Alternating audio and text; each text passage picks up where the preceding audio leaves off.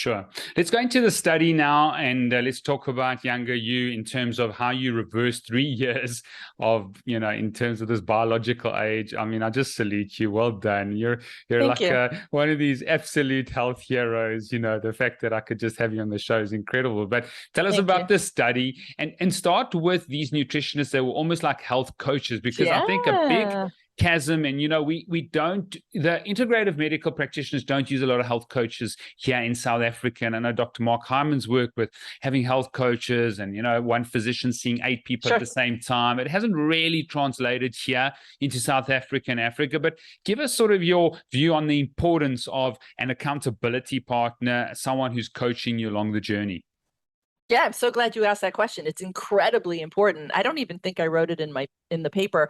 100%. I think the success of what we studied is because our nutritionists were in contact with our study participants at least weekly for the first month. So that was the requirement in the study. You had to be in contact with your nutritionist once a week for the first month, and then you could just do it as needed after. Most of them decided to stay in contact for the duration of the study.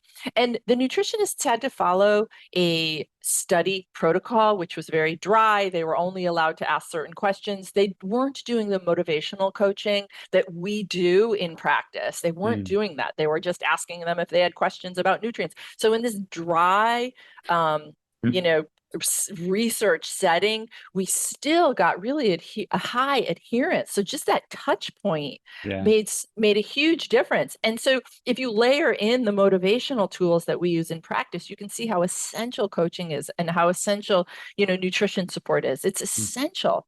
We need to publish, and at some point we will, on our adherence data, because it's really impeccable. And I think one of the criticisms of nutritional interventions are that the adherence is really poor, or people, report what they ingested. They do a food frequency questionnaire and they don't remember, so they just sort of make it up. And, over and over again, studies are debunked because they used a food frequency questionnaire and it just wasn't accurate or useful. So for us to have our participants stay in contact with our nutrition team was the difference between a successful intervention and a failure.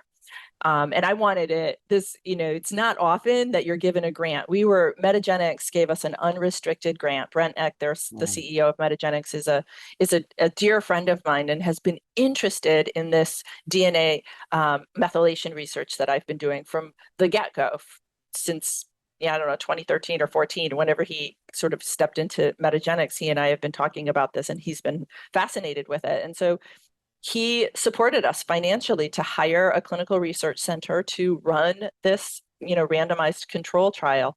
And believe me, I just wanted every support in there. It's not just because I don't think that anybody will be giving me a 6-figure, US dollar grant anytime soon. So yeah, having the nutritionists, having these nutrition coaches was 100% huge, 100% huge. So really good question.